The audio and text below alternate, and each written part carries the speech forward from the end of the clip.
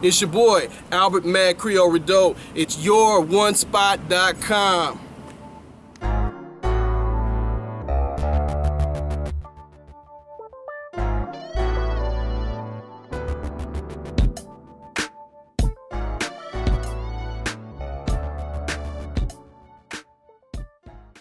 My name is Albert Mad Creole Redeaux. I'm born and raised Austin, Texas, Northeast Austin, County Park. Also, I lived in Springdale, Main Road. Started doing music. I was born in it. My dad and my family are musicians and blues and all that good stuff. So, kind of transitioned from the blues side when I was a kid, doing blues and R&B and all that, and then transitioned from there to actually doing hip hop. Locally, I think some of the influences, the first influences, I would have said maybe like Wink D and Casanova. Some of these cats, you know, back then they were doing DJing, and they had, you know, turntables. They were doing producing music and things like that. Record labels, the new record labels, as they were called back then. They didn't really have, you know, established record labels here in Austin yet, but these guys had little crews and groups, and so they were putting together shows and doing little summer things and deals like that. And so they kind of helped me out when I got my music equipment and things like that. They came by and helped me get all my sounds and my first whistles and kick drums and beats and all that. You know, they helped me do that, so I appreciate them for that. In Austin, when the drug stuff was going on, when it was real heavy in the 90s, some of my friends back then, they needed to kind of funnel money. That was what they were doing. And they wanted to get into the rap game because they figured that would be the easiest way to get rid of money that was dirty. So they asked a lot of the producers to, you know, help them build record labels and production companies and things so they could, you know, build businesses. And that's kind of how that happened. They pushed that into the rap game. So us R&B guys started helping them with the hip hop guys, which kind of helped us out. So I was already singing and already touring with Genuine and Two Live Crew and some other cats, and I kind of stopped doing that to go into the hip hop. Houston scene, it had already kicked off, but there were rappers, and, you know, of course there was an industry there, but the music and the musicians, a lot of them were coming from Austin and from other places, you know, towns and things like that. Like, for example, Salih from Carnival Beats, myself, there's Kool-Aid, there's a lot of other cats that I'm just off the top of my head. They did a lot of music that we call underground music that we were doing. Basically what would happen, and not just Houston, it was California as well, because I did work for, at that time it'd be LBC, which would be Long Beach, you know, out there with Snoop and a lot of them cats. Way back then, people would pay for like a kick drum, or they would pay for a riff, or they'd pay for like a piano solo or something like that. They'd hear something and they like it, and so they, ooh, I like that. They like the demo, but they may really feel whatever it is that you were doing on the bass or whatever. So they would come in, they would bring in a lawyer, or they would bring in a cat that knew copyrights and knew publishing, and he would come in and say, hey, I'll pay you $1,500 for this little bass line.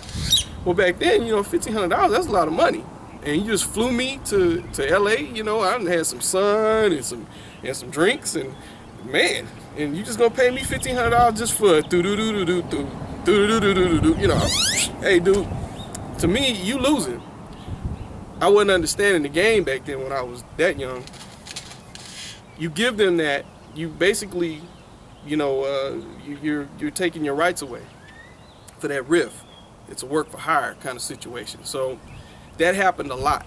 And so in Houston, it's the same kind of way. We would go down and we would play and we would do tracks, and we would, you know, just drop tracks for Rec Shop or whoever it is. You know, I worked with Big Mo and and Pokey and ESG and a lot of other people. Some things were mixtapes, some things I didn't even work in the studio with them. Sometimes it was just their people coming in, just getting beats from me. Sometimes they would come down to Austin and get them. Sometimes I'd be in the studio with them. It just depends on, you know, the situation. Sometimes they just be coming through and just need a track. You know, a lot of things were just mixtapes, what they call mixtapes back then, or not mixtapes that we call them now. They were just albums, like, you know, things they would put together and have like a little album to sell, because we were more, you know, live. Let's go do a show. Let's go do a show in Taylor and go sell CDs or sell cassettes and go sell this stuff live. That's what they wanted. They didn't really want, you know, it wasn't like I'm going in there to do an album and make the greatest album of all time. I'm just spitting over something, lay it down, and let's go sell it. It's just a product. So that's kind of how the underground scene started. A lot of the musicians transitioned over to do the hip-hop scene. They were doing R&B. And a lot of us that were doing like the R&B thing, like me, singing and stuff like that, we love hip-hop, but we were more programmers.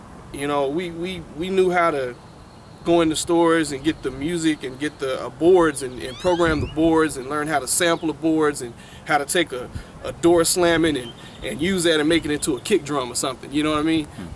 But back then you had DJs. The DJs were the ones that were doing all the production. So the DJs were sitting there using, you know, kind of like MPCs and things like that, and they really didn't have a lot of room to move when it came to the music. So Houston cats, they were like, look, we want blues. We want the music to move. Like we hear our parents' music move. We want to hear the bass riffs and everything. Okay, well, it's cool. We like the beat. It's just we don't have no break. We don't have nothing in there. So they were like, look, can y'all come in and add, you know, like, can you play what's on the record, literally?